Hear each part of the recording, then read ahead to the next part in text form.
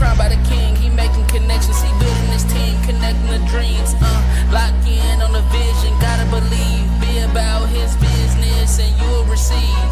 Yeah, we crowned by the king. Yeah, we crowned by the king. Yeah, we crowned. Had to get to work, had to stop all the chit chat. Too many talents, can't waste them. Yeah, that's big facts. Making kingdom moves, standing on business like me, Shaq. Aiming for our goals, click clack. Moving forward, no need to reach back. Tell me where I need to preach at. Tell me where I need to speak at. All right, we are back again with another episode of the Crowncast podcast. My name is Joseph Honeysett. With me always is my incredible co-host, Mr. Joel Ngulu. How are you doing today, sir? Man, blessed, highly favored. I'm super excited about this episode. You guys are gonna be really impacted, so let's get it, man. Yeah, absolutely. I'm excited for this because this is a topic that I absolutely love and dive into and really started my entrepreneurial journey through leadership. And we have the pleasure of interviewing and having a conversation today with a woman that has been around the top companies, corporations, senior executives and leaders, training them through leadership. She's a leadership strategist and executive coach for corporate leaders. And she joins us today on the Crowncast podcast, Miss Ellin Sidell. How are you doing? I'm doing great. Thanks so much for having me. Awesome. We're blessed to have you. Let's get into it. Let's do it. I'm excited. Ellin, first of all, thank you for coming on. We always begin episodes about your story, your testimony, your God-led story. You can start from whenever you were a child. You can start when you're teens, however you want to do it. This is your time to shine. But tell us your story. How did you meet God? How did you get into entrepreneurship? How did you get into leadership and what you're doing now? Sure. So I think I'll start with kind of a bit of a personal story here. When I worked at Costco, which was the last company that I worked at, I found out that there was a gap in corporate, and they were underserving people who wanted to have mentors. And so I jumped in and said, well, I can create a mentorship program. And I had been mentor before, and I had very impactful mentors. But I thought, I don't know if I'm going to be able to run it. But my heart was out there, and I thought, okay, we'll figure it out as it goes. And I got a sponsor. And if you guys ever go to Costco, if you eat the pumpkin pie, Sue was a baker, and it's her recipe still today, even though she's retired. Oh, Wow. But while I was doing all that, I'm like around all these executives, and I'm teaching them like how to be a mentor. And, I had been a manager for half my career, over 15 years, but it was a different thing, teaching VPs and, becoming like an executive coach in a way, and a leadership trainer and career coach. And so I joined the John Maxwell team, and this is where it gets really, kind of personal. So my mom died, years ago. And after she died, I realized, I don't know if people make subconscious agreements and you don't even know you're doing it, that I had never really explored a personal relationship with God, even though I was raised Jewish. So after she died, I thought, okay, I'm going to do this. Well, the next year, or actually the year before that, my first husband had passed away. So I was getting kind of the 1-2 punch. I kind of needed someone to talk to. And it was an interesting thing. Like each of these very, close relatives, my husband and my mom, were kind of bringing me to God.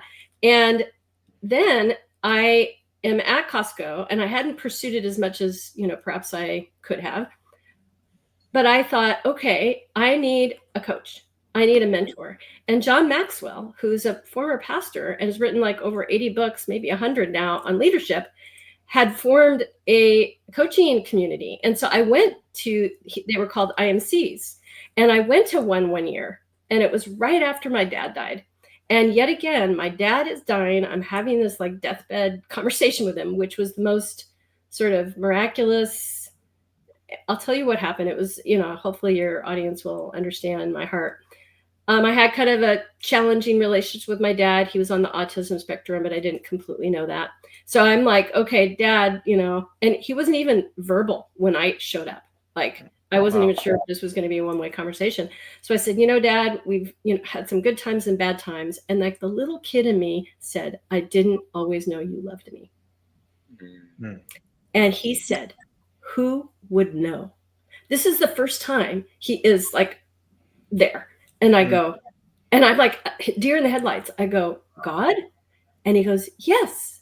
And so I had this most meaningful, delightful, I'm going to start crying, conversation out of the blue with my dad, and I was like, okay. So I go to the John Maxwell conference and I'm off getting a video. So when I come in, he's doing his, and he says, anyone who wants to come and have a closer relationship with God, come to where he was, he was on the stage. So I'm walking down there. All my friends are amazed, and then he goes, and Jesus accepts you.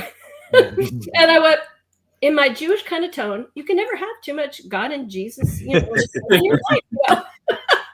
And he hands me a Maxwell Bible. But here's the thing that is so crazy. All that was pretty crazy. The next day, I went swimming with the dolphins. I had planned that like 6 months in advance. Like, how crazy is that? So I kind of had a baptism with the dolphins right after accepting Jesus on a stage with, 3,000 people watching. Wow. But, God works in mysterious ways. And through all my family members, they kept like, nope, more personal relationships. Wow. That's amazing. Yeah. That's always the biggest thing, is that personal relationship. And, God moves in mysterious ways. He'll come down and speak to us exactly how we're going to hear. And that was that moment for you. And that's a moment you'll remember for the rest of your life for so many reasons. Oh, yeah. Wow. I'm just like, thank you to the family for being persistent and kept pushing you closer, because it's all, they're just watering seeds, but God brings the increase, in which he did. So thank God for them. You talked about mentorship. And so can you talk about like what you've seen today in society with entrepreneurs, young people getting into business now, and like there's that gap? And I think for me, I know it's the mentorship. The Bible talks about discipleship, like, hey, teach. You don't have to be older. You could just be having experience, but teach others that, so they don't go through the same obstacles you went through, right? And so I see that a lot today. But can you, in your perspective, can you describe like the gap you see in like society for mentorship? Yeah. I actually, my book, I kind of cover a little bit of this in my book. I call it the 3 winning strategies. Of course, it's through the lens of corporate, because that's kind of on my audience. I want to help. Basically, I'm trying to help who I was when I was in my 20s and 30s. When you find yourself in a management position or supervisor position, they don't give you the leadership handbook. They just say, go figure it out, Right. And so, we want to, not that I've completely figured it out, but I figured a lot more out, in the intervening decades, but there's 3 strategies. One of them is mentorship. So that's great, Joelle. But we start with partnership, mentorship, and then sponsorship. And each one is different. And when you look at partnership, I love etymology. I'm kind of a word nerd. And so not entomology with the bugs, but etymology. And when you look at what partnership means, partner means one who shares authority with another. So in any endeavor, and this is probably, you can help me figure out if this makes sense in our personal lives. I think it does. But, especially now that I think about, like, my husband, my now husband, we have partnership. Mm-hmm. But in a business perspective, we want to have solid relationships. And the way to do that is to really know that we are sharing the authority, and to, converse and, communicate, make sure that we have aligned values and goals and all that good stuff. The next one is mentorship, which is very huge. And like I said, has had very big, impactful, positive impact on my life. And mentorship is, mentor comes from the root men, which is to think. And so when you think of it, mentorships are people can be thinking partners. So, and this is really a kind of somewhat misunderstood thought out there, especially the younger, employees and the younger generations. They're desperate for a mentor, but they think the mentor drives the relationship, and that's not true at all. So the mentor is there to reflect, to give their, to follow the lead of the mentee. Like, what is the mentee? They have to own their own career. They have to own their own life. We all do. And so then I'm at point A, I want to go to point B. Maybe there's a point C down the road. And so what am I doing with a mentor? I'm asking them questions. I'm saying, okay, help me understand, navigate the corporate environment, or how do these, how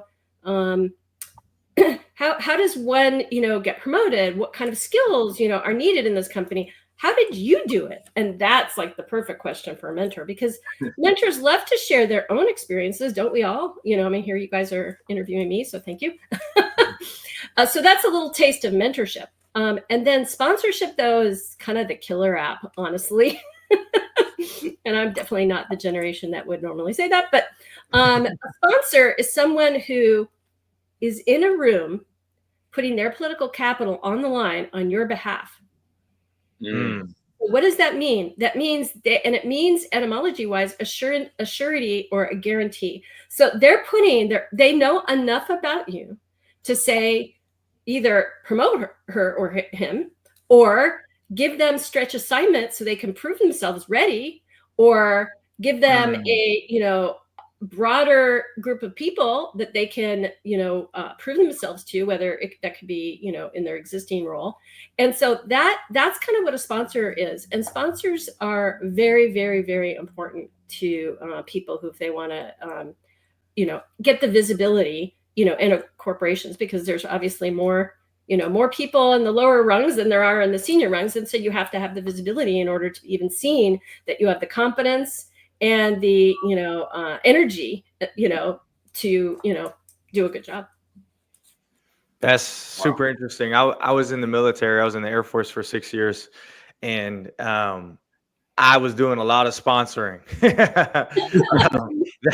That's how the military uses you. It's, hey, we're going to delegate this to you. You look like you're on the come up. Let's see if you can handle it, mold you into that position. Because military it's time-based promotion, or you have to test for it. So it's not necessarily, translates the same with the corporate environment. But yes, there was a lot of sponsoring going on. Maybe a little hazing too, but that's a conversation for another day. I didn't cover that strategy. No, that's for your next book. Okay, well, we'll write it together, Joseph. Okay, all right, I'll co-author it.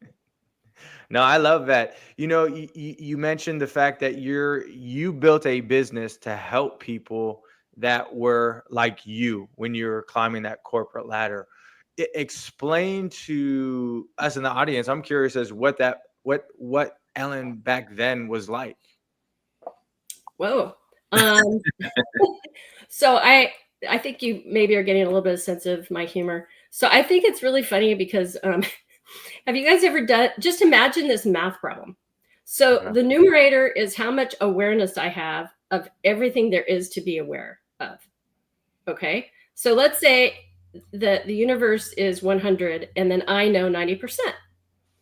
So that means, or 90. So then I'm at 90%. I'm like, yahoo. Well, guess what? If you learn new things, the denominator goes to 1,000 and now you're at 9%. Yeah, right. So it's kind of like, I think God did that. God has a sense of humor with math. And so, well, what does that mean? Well, we all did the best we could with whatever awareness. And boy, did I have a lot of blind spots. I'm sure I still have a ton. But it's a matter of, knowing thyself and, figuring out some of the blind spots. But more than anything right now, I'm all about what are people's, sort of giftedness. What are they talented in? And they call them talents or strengths. Because at the end of the day, strengths are what we do naturally with a lot of reps. We have a talent, we've added skill, experience, and the reps. And then we end up with strengths. And the strengths are what we love doing, so we don't get burnt out. Obviously, we're good at it. And that's kind of our differentiator. And so when we're talking about team building and team performance, it's one of the things I really want to bring more and more to companies, because honestly, in the US, it's very expensive to lose talented employees. It's a range between 50% and 200% of salary, and does not include lost productivity. That is the hard cost of hiring and training. Gotcha. Very expensive. And what's happening though is more and more, even the younger generations are saying, well, wait a minute, company, manager, how are you investing in me?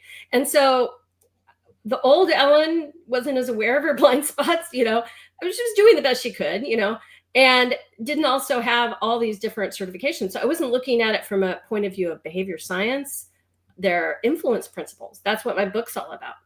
So my book, I went and I got this certification. It's called, Dr. Cialdini wrote a best-selling book that's been around for 40 years, Influence, the Psychology of Persuasion. He's probably the best known behavioral scientist out there in the world. And he got an unsolicited check from Charlie, the Berkshire Hathaway guy. He just passed away a couple of years ago. Yes. Charlie Munger. Yes. Dr. Cialdini got an unsolicited check for, I want to say, about $4 million because they said your principles made us a lot of money and made our shareholders a lot of money. Wow. And so these are time-tested principles. But what happened is, have you ever had a flash of insight? I'm sure you guys have. Yeah. Once or twice. Yeah. So I get this certification. All of a sudden, one weekend, I go, oh my God, I've been using these principles and I've learned them through trial and error, super painfully over 25 years. And so my book is, please don't do that. Please take the shortcut. It's proven, it's behavioral science, and it's ethical. And Dr. Cialdini, he has a lot to say about ethics, and so to me, it's super aligned with, everything I stand for.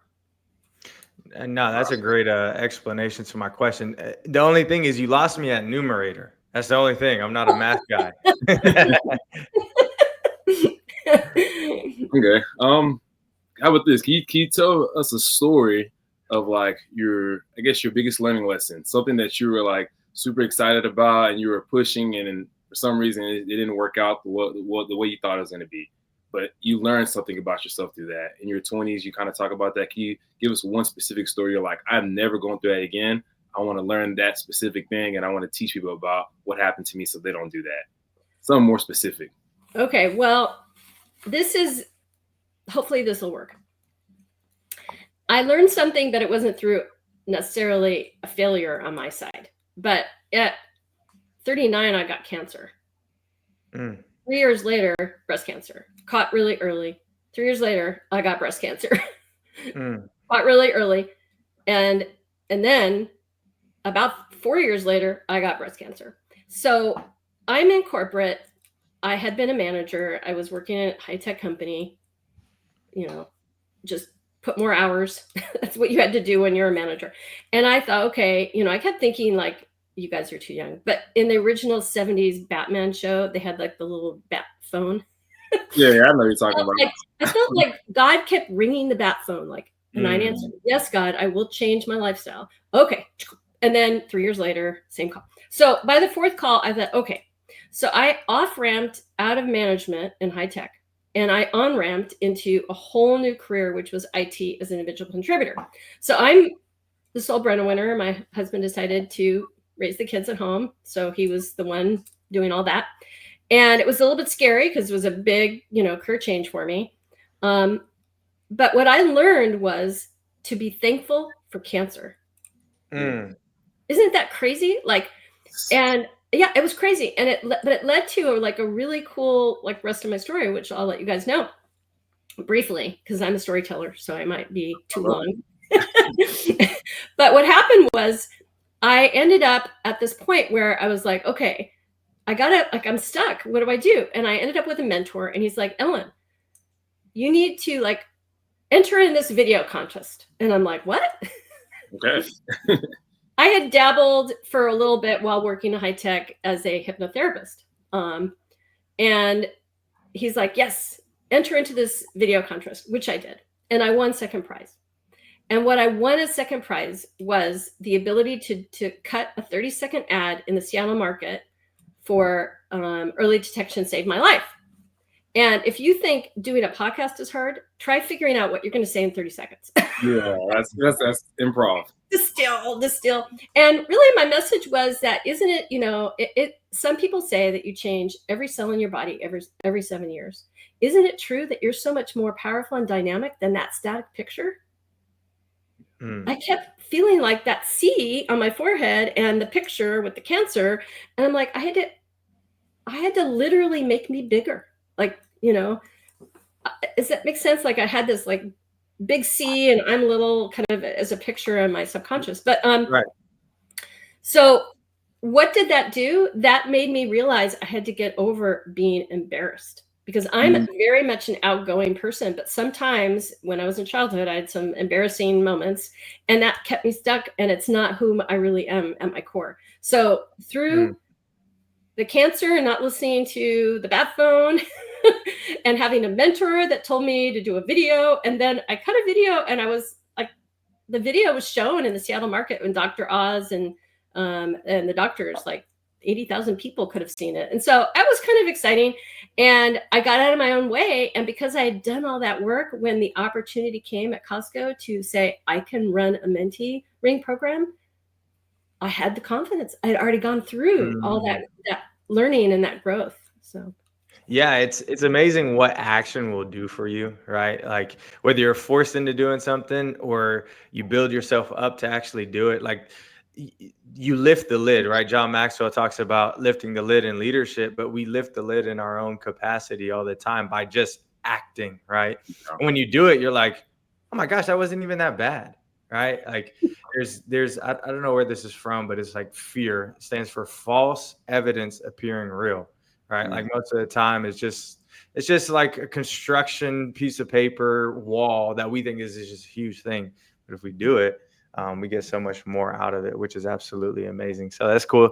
That's an awesome story right there. Yeah. I think it's just because God will take you to different roads.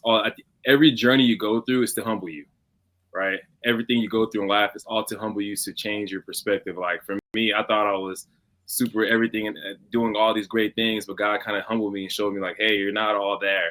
There's things you need to work on. You need to become better communicator. You need to start. First of all, you need to get out your own way, like most people talk about, right? So I just love that. Like every story we go through, it's God led. It's on purpose to make us more like the person we're supposed to be. And so I love that story right there, because people need to hear that. A lot of times they don't understand that what they're going through is actually going to make you the person that you've been praying for. Well, I'm sure, I think about metaphysics, and here's an example. This is kind of what I tell people. Imagine if my character, is just a piece of wood, and my goal is to carve my character out of that. Well, the school of hard knocks, if you will, cancer, losing loved ones and all that, is me carving it deeper. So guess what? The pain makes it super deep, but then you get the joy in equal measure. And unless you go through those school of hard knocks, unless you love well and have that suffering, then you don't have the depth as much. And so that's kind of the yin and yang of life. Absolutely. Yeah. The depth is, it makes it so much sweeter, right? When you overcome. And I want to go back to what you're just talking about with like the big C, and then you're having this revelation. It's like this little C, like you gave it so much power before, right? It's like, I have cancer. Like this is a part of me now. And being able to make like a transition mentally from something else, you were able to change that identity of what this big C was, this big thing that was overcoming you, to realizing, actually, hold on, like, number one, God has all the power, but like I'm capable, like this isn't bigger than me. And in fact, I own it. And just that transition, I think that's beautiful, because, we can be, career professionals, we can be entrepreneurs, we can be athletes, but life does happen to us. And like, we may have a sharp mindset, but sometimes like it does take us a second to just kind of like rewire ourselves for a second. Like, hold on, wait a minute. Like, I got all this value. And I love the fact that on your book cover, there's a mountain. And because it made me think of I was reading Key Person of Influence by Daniel Priestley. And in the book, he talks about how he was in Australia climbing these huge mountains, and a couple hour trek to the top. They finally get to the top, and they're looking out, and they see all these huge, bigger mountains, and they're like, "Oh my gosh, look how beautiful those mountains are! Like, I wish I could, climb something like that." And he uses that analogy in the sense of, like, you just climbed this huge mountain. How do you not see the value that you're standing on? It's a mountaintop of value. A lot of times when things happen to us, we don't see that. We see our problems so, so close to our face that we can't, like, almost naturally think. It's so great. Yeah, I had a different mentor, and he's got, he's showing me with his hand. I'm like, how do I, change my perspective? He goes, you let go. And he's doing this with his hand. And I'm like, okay, but like, I'm still thinking about it. So sometimes I'm a slow learner. All of a sudden I learned, change my focus. Like, how? I mean, you have to sometimes laugh at yourself, but I'm like, oh, so if I keep thinking about the same thing, think about something different. It's like, it's that easy. It's that letting go, but when you think about it too, like in a corporate environment, like sometimes, I have a tough love talk if I have a good enough relationship with someone, and I would say in a nice way, please get bigger problems. Right? Because, if you're in the nuance, petty, you could call it whatever you want, like, get bigger problems. There's tons of problems, that people will like help with, like grow my career or land this big project, or, whatever it is. And in corporate today, leaders have more change happening faster than ever before, more, like AI is, the tech. I want to get into that with you. Oh yeah. There's a lot going on. So we have to all embrace bigger problems. So yeah, speaking of problems, we got to pay some bills real fast. So I want to mention one of our sponsors. Yeah, speaking of problems, if you're looking to upgrade your home, your yard, Sapphire Lawn Care and General Contracting does it all. Landscaping, concrete, fencing, stunning remodels. They are licensed, they are bonded, they're guaranteed to beat any written quote. Call them today at 210-578-1388 to get your free estimate today. Sapphire, where quality meets affordability. Man, it's like we're listening to the radio. That was awesome. Going back, Ellin, to we were just jumping into AI, right? What are the challenges that executives are facing with AI, and almost like a forced out employee class, if that makes sense?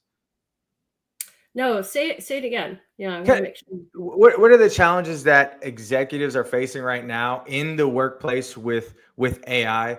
Number one, from a culture perspective, like a work from home perspective, but how jobs are being replaced by AI. Okay. Well, from my perspective, there's lots of things going on with AI. Okay. At the end of the day, there's a lot of productivity that certain roles, and within a company can leverage AI and get way more productivity, repetitive things. That's what systems are. And so AI is a system with a language learning model behind it. So there's a lot of upside in terms of productivity, which doesn't necessarily mean that someone will lose their job, but I'm sure there have been, I can't say that people haven't lost their job. But in general, when you think about like what Ford did for, assembly line cars, he was able to get people doing the next level thing, the thing only humans could do. Does that make sense? And so when you get rid of the little, repetitive stuff, and now you can be doing more strategy, more sales, more. So this is a general kind of perspective on AI at the employee level. But I was a process analyst for years. And so within, yes, there's all this idea in corporate, like we got to roll out AI, but we have to understand how that impacts every single person's job in the process. Right. We need to document the process. We need to train the processes. And here's another thing. There's a lot of proprietary information inside companies. like their secret sauce. And there's a lot of training around how we have to make sure that people aren't putting like contracts in AI. I mean, like all of a sudden it's, part of the learn language model and it's not proprietary anymore, or, patents, things like that. And so, and that's not even true just for the company that the employee is working for. That is true for the vendors of the companies. So that all that, like, cybersecurity and privacy and all that, that's like a huge thing. And I'm talking to some of the people that I know, and they're like, oh yeah, we really have to tackle that. So AI is a huge opportunity, and it comes with some risks that need to be, weighed, and it comes with a whole bunch of planning. And so I think that's part of what needs to happen is that, all of that, that just, it's a whole thing. It's not just one aspect of it. Yeah. There's so many different pieces to it. I think the general conversation from like the normal W-2 employee is AI is going to replace my job, and I'm like, what is my next move, So I'm curious, as like, I'm sure you've been in rooms with senior executives and leaders of corporations, of what that conversation is like. Hey, how do we, still be more productive, right? Still increase the bottom line, still provide for these families, but be as efficient as possible in the best ways that make sense. Well, I mean, so I'm a lifelong learner. I'm never going to stop learning. And so I think that for those employees that have that concern, they need to have candid conversations with their managers, as much as their managers know what's happening, and say, where should I skill up? We're always skilling up anyway, so skill up in something. And right now there's a huge demand for employees who know how to use some of these AI tools. So be AI conversant and competent. There's all these different trainings online. I think many of them are, not even cost any money or very little money. And so we all still have to use our thinking caps, and we have to use the skills that we've been given to figure out how we can stay more competitive. But that's not in a vacuum. We have mentors we can talk to. We have, bosses. We can read what's going on in terms of, the arc of where AI is going. And at this point, I think and we own our career, like I talked about before. And so that means we really have to look in the mirror and start figuring out what is our competitive edge, because we're not going to get rid of every single employee in these companies. And it's kind of an interesting, I have kind of a slightly upside down view sometimes. I think companies that embrace the idea that their employees are the reason why they exist are going to be the winners in the long run. So what do I mean by that? Of course, they want to make money, but employees do innovation. Employees do customer service. Employees, and so that is a huge thing. And I don't think that's going to get replaced by AI. It's going to make, here I was talking about bigger problems, it's going to make those employees tackle bigger problems. Absolutely. Yeah, that's always my response is like, hey, when there's a new solution, there's a new problem that's found. And that's where we come in, right? And so that's awesome. Go ahead, Joel. No, I was gonna say, I think humans need to self-reflect, and that requires you to stop being kind of lazy and adapt to the new way.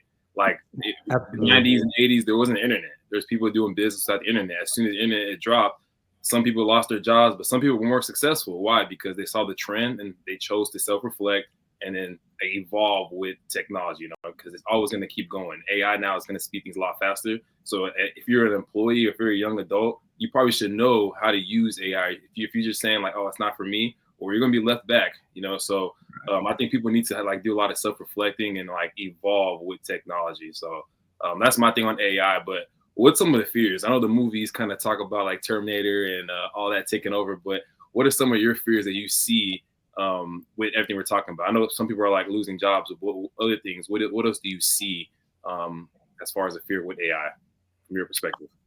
Well, I was just, as you were speaking, Joel, I was thinking, do you guys remember Sears and Roebuck used to have a catalog? Yes. And then Amazon came along. Mm-hmm. And so taking it to a larger level of companies, then there was Blockbuster, there was Kodak, the road is littered with companies that didn't see the technology dislocation that was happening. And then or didn't see that their business model needed to now be online, not in the printed, And so I would just say, as long as the fear doesn't stop you from asking the tough questions of yourself, one of the things that I eventually want to talk to people about is kind of what's their brand within companies. But first they need to know themselves, they need to understand their strengths. But at the end of the day, people know you as kind of, oh, well, Ellin will deliver on time or whatever, you get known for certain things. So do the deep reflection of what you're known for, what you like doing, what's your secret sauce, just like anyone who's in a business and understands what the business is solving, what business problem, what opportunity. We can do the same thing for our careers. And then you leave the fear behind, and you're now about making sure that you are an employee. You have a business proposition with your boss's boss, etc. They're hiring you to do stuff. So make sure that is super aligned. Always be thinking about what your boss's boss, and your boss's boss's goals are, and what you're doing maps those goals. Make your boss look good because you want to keep being employed in a hopefully a meaningful job, and so there's a lot we can do. And so I would just say, don't remember the focus. Don't focus on the fear. Focus on what you're capable of doing. And one thing I will say that I didn't know the language of until I worked at a high-tech company, it was called informational interviews. That's an interview within a company, anybody. And it's not because you want to get hired by that person. In fact, that's the worst time to have an informational interview. But knock on anybody's door and say, I just am fascinated by what you're doing. Can we do an informational so I can know more about your goal, your organization? And guess what? While you're there, you're going to be like, yeah. And so someone with my skills, what do you think would keep me competitive? The door is open. All you have to do is knock. Absolutely. Yeah, you got to take that initiative into your own hands. I think, like as an employee now, you have to do more work because times are changing. Working on yourself is what I'm saying, right? You have to be willing to, like what you guys are talking about, adapt, but also be willing to change, right? John Maxwell talks about, what got you to one point is going to take you to the next level, right? So sometimes you have to drop things behind so you can focus on new skills so you can rise to the top. So I think, yeah, that's incredible. One of the questions that I have for you that I'm curious about, we were talking before the podcast about neuroplasticity and your background in science, and I'm curious how you use your science background with, leadership and teaching others. I'm curious as like where in the science you dive deep into. Well, among some of my certifications, besides Dr. Cialdini's influence principles, is BJ Fogg's Tiny Habits. Most people, so you're nodding, so maybe Joel's heard of him. Atomic Habits was written by James Clear. James Clear, I believe, was the student of BJ Fogg, and he's a professor at Stanford and has done some amazing research. And, this idea, this myth that it takes 21 days to create a habit, no. And so what BJ Fogg talks about is sort of the ABCs of habit formation. And the A is to have, an anchor or a prompt. So as we go about, let's say, I'll come up with an example. BJ Fogg in his book talked about how he wanted to floss one tooth because it's tiny. And so he had to figure out in his normal everyday automatic routine when the prompt happened so that he would remember to floss his tooth. And so it was when I put the toothbrush, like down or in its little container. Then he was going to floss one tooth. So that's the anchor, that's the behavior, and then the celebration. And that's where the neuroplasticity comes in, because the celebration is critical. We need to infuse the emotion. We need to and I can sometimes be an extrovert, so I might be doing like the power pose. But for those of you, introverts, you can just think in your mind, oh, good job, and, patting yourself on the back, but celebrate. And it's infusing the positive emotion. And believe it or not, eventually you can run a marathon by starting with the tiny habit of just putting your running shoes on. It's proven science, and that's just one example. But I love how that example is so it's so broad, right? What tiny habits do we want to create? And so in my coaching, I've been working with people on all sorts of habits. Like one was this woman who kept like, I just feel really bad. I leave work and all night long, I'm thinking about what I'm going to do the next day. So we created a tiny habit. And she literally shut off her computer, took a piece of paper and wrote 3 things she wanted to get done the next day. That took 30 seconds, a minute, posted it right next to her computer, celebrated, done. Now it's out of mind because it's on paper. So it's that simple. It's that simple. Now, I'll tell you this. There are some nuances because I am a coach. I'll tell you a nuance, just so you can see some of the depth of this. If you have an unclear, not specific enough anchor, you might not remember. So part of what I'll do is say, okay, so like people are like, okay, I'll take my vitamin pill as soon as I wake up in the morning. And I'll be like, okay, what's the exact moment you are waking up? See the problem? There isn't enough specificity. Oh my God, can't pronounce that word. And you can't form a picture in your mind if you can't say that word. So the idea is you need to have an exact moment. So one of the things could be when I put the eggs on my plate, because she's having breakfast, I'll put the vitamin right next to it. And then I'll celebrate. So that's some of the coaching is like, okay, so, and that's called a leading edge behavior. So what picture do you have in mind? So you know the exact moment that's going to be your anchor or the trigger for you to do, or the prompt for you to do your behavior. I like it. Go ahead. No, go ahead, Joe. I go after you, man. No, I was just going to say that's incredible. And like that can be used for forming habits, new habits, and getting rid of bad habits too. That is so beautiful. Actually, there's another thing it could do. It could also help you with irritation. So let me start with that, and then we'll get to the undoing habits. Okay. So there's something called a pearl habit. And as you can imagine, there's something that irritates us, but something beautiful comes out of it, a pearl, kind of like how pearls are formed. And so in this case, it's not necessarily a picture in your mind. It's like when that person cuts me off in traffic, irritant, I will take 3 deep breaths and then celebrate. So that's an example of that pearl habit. Now, what you said is really cool. So there was this lady who was doing the, doom scrolling on her phone in the morning instead of working out. So we reversed engineered the habit so that she could not easily get access to her phone from, as soon as she woke up. She had to walk out of the room. And then what did she do? She walked out of the room, put her tennis shoes on, and worked out. So there are ways to, put them together to do exactly what you're saying, Joseph. That's awesome. It sounds so simple, right? Easy is a different thing, right? Because we have these habits already placed in our mind. And I want to get to a conversation about neuroplasticity with the little time that we do have. Joel, I know you're going to answer or ask a question, but let me go ahead and pay the bills real quick. Let me go ahead and get into it. Also, this episode of the Crown Cast podcast is brought to you by Elevated Tax Strategies, which is a trusted tax firm in San Antonio, Texas, specializing in complex scenarios like cryptocurrency, real estate, and high income filings. They are also the most responsive tax firm in the United States of America.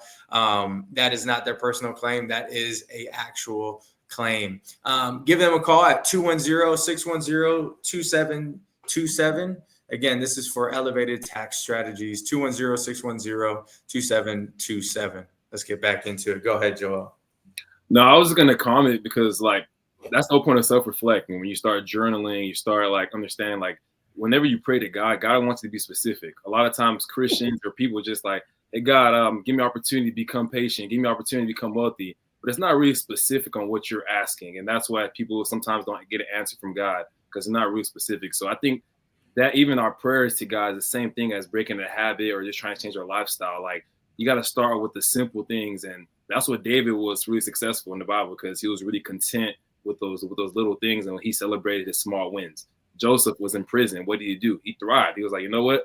I hate where I'm at, but I'm gonna be the leader in the prison. I'm gonna be the best of where I'm at. And so I think starting with little things and being content is a starter, and then like taking those small steps for the bigger picture. But I just love how you highlighted that, because I can see you're passionate about habits. And because I started listening to the irritant before. I get irritated in traffic, and I'm like, okay, that's what I need to add to my repertoire.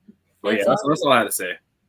Yeah, Ellin, if this podcast is for nobody other than ourselves, we're getting a lot of value out of it. Trust us. Well, I'm delighted. So you wanted to know something about neuroplasticity. I won't get too detailed into it, but I think this is kind of fun. There's basically kind of two ways that our mind works. And as we're learning, we need both of these networks. One is a focus network. We were talking about focus before, and the other is a diffuse network. And so I find this just fascinating, because have you ever been stuck with something and then you went on a vacation and got like an amazing idea, or went on a walk, or sang in the shower, whatever you did, right? No? Okay, sorry. No, the last one was me, the shower. Okay. So here's neuroplasticity in action. This is neuroscience in action. When we are doing something fun, we are using the diffuse network. It's not focus. And so when we get really, sometimes at work, I do this. I'm like, okay, I'm going to figure this out. And then I just hit a wall. Go take a walk. Go take your vacation, because we all need both of those networks to work, to learn, to have new ideas, to be creative. It's all in the neuroscience. And so I'm, not going to get in the technical explanation of it, but like literally no one in the world should feel guilty about taking time off, because that is what our brains need. And that's when the breakthroughs happen. So I don't know if this is resonating with you guys, but I found it fascinating. Oh, absolutely. Once this podcast is over, I'm booking a vacation right now. That's you gave me the authority to do that. Ellin told me to. Ellin told me. And on your way there, you will not be cussing anyone off if they cut you off in traffic. Exactly. I won't be irritated. Tiny habit. No, I like that these principles are all biblically too. Like that's the reason why the Sabbath was invented. It was like, hey, work, but you need to take a whole day off. You're not worried about work. You're just having fun, because I guess it's recovering. But it's crazy. Like we're Christians, but we don't do that. And I'm a person that I fell into that trap. Like I never took a vacation. Now I'm starting to do walks, but I'm realizing how much it's helping me and everything. Mm-hmm. I got one last question for you. For me, I'm curious.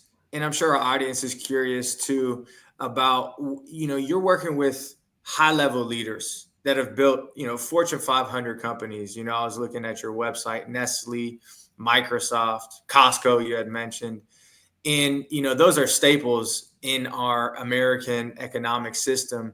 To build a organization that big, what are the, not strengths, but what are the qualities that these leaders possess that, somebody that's on the come up, in their job could go ahead and adapt by learning, a reverse engineering, like, hey, these people have these qualities. I'd be curious if you'd be open to sharing that from what you see in your perspective. Kind of in a nutshell, be an intrapreneur. So you guys are entrepreneurs, right? But within a company, be an intrapreneur. And I really, I don't know if this is in the Bible, but know thyself, I think it was Socrates. It's been around for a while. I really do think we need to start there. Like everybody needs to understand themselves and because here's the deal. When I was a new manager, because I talked about wanting to help my earlier incarnation, we were told back in those days, shore up your weaknesses. And so I spent an inordinate amount of time learning things that I was not naturally good at. Did I get better? Sure. But getting better at your strengths is like a lever. You press 10 pounds of foot pressure, 10x, you lift 100. I'm sure there's something in the Bible there, Joel. And the bottom line is, like, we should just start with ourselves. God made us in a really wonderfully unique way. So let's discover ourselves. Let's lean in.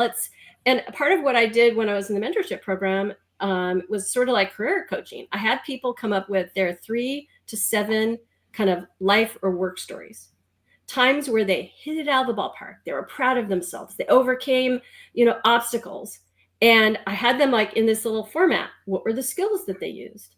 And when you read backwards engineer each of those stories, you start to be prepared for the next interview, because you have to be your best person in an interview to say, oh, well, that led me to this. And it's not necessarily a skill, because it could be like, well, I went from, managing budgets of 500,000 to managing budgets of 2 million. Or I had a geography of the US, and then I was now, all of Southeast Asia or something, right? And so there's these dimensions of growth in what your accountabilities were, what you were leading, and that you backwards engineer. But what have you discovered in all this? You've discovered the skills that you use all the time. And these are self-selected stories of your success where you felt good. And so you have your how God you made you from strengths, and then you have what skills, and now you have like almost a roadmap. And if you do those like informational interviews that I suggested, now you can start to get a bigger view of what's out there, where those skills are completely needed and required for those types of jobs. Because when you're early in your career, you won't know, but Right. then you get more and more knowledge. And it's the killer app, besides what I mentioned before, is curiosity. Lean into your curiosity. Be an entrepreneur. Entrepreneurs are curious, focused. They communicate. They want to understand the numbers. Remember how I told you, understand what your boss and your boss's goals are? Yeah. Entrepreneurs run their job like it was a P&L. If that makes sense. Yeah, absolutely. Wow, that's crazy. So a lot of these guys or gals, they're doing a lot of self-reflecting. It seems like they're always trying to figure out what's missing. And I'm not necessarily saying that the VPs that I knew did this. I'm saying this is how I helped the mentees, which were at all levels, but they're sort of individual contributors through manager level, because we own our career, so let's get to know ourselves better. Let's get to leverage what makes us unique. And then let's, make sure that what we're offering is exactly what we see our people above us needing. Like they have that big, bold bet. They have that big, goal that they're going through, for in the corporations. And so we should be the one who is ready to tell them how we can help them get there. Value transfer. That's good. Absolutely. Yeah. No, I love it, because I like just speaking on when you're growing, I think self-reflection and personality, learning more about yourself is key. And that's something I didn't do. I didn't even love myself. I loved a lot of people, but someone asked me, do you love yourself? And then I couldn't answer that, And so I just think it's like an oil change. We get oil change like twice a year, but we never self-reflect twice a year. We just do it once, and then we want it again for 5 years. I think it's a constant, things are adapting. So you should constantly like self-reflect, pivot. Hey, this is not working. I need to do this and that. And I think that's what most successful leaders are. They're adaptable. They know how to change. They know how not to panic during crisis. So I love it. It's encouraging for me, because everything this whole episode has been encouraging for me. So thank you. Yeah, it's been an absolute pleasure spending this time with you, Ellin. Before we end the episode, I'd love for you to share where people can find you, connect with you, purchase your book, get a part of your coaching program. I'd love for you just to spend a couple minutes just, talking about you. Oh, well, thank you. So just a couple minutes. Okay, just a couple. No more long stories. Okay. So EllinSidell.com. No dashes or anything between Ellin Sidell. One of the things that there's like 2 areas that I'm really focused in on right now, and I love, my book is so much about how, like I said, don't do what I did, 25 years of trial and error. Find someone who understands how we can use these influence principles ethically in everything we do, in corporations, in any time. And, you mentioned big corporations. I'm in Sarasota now.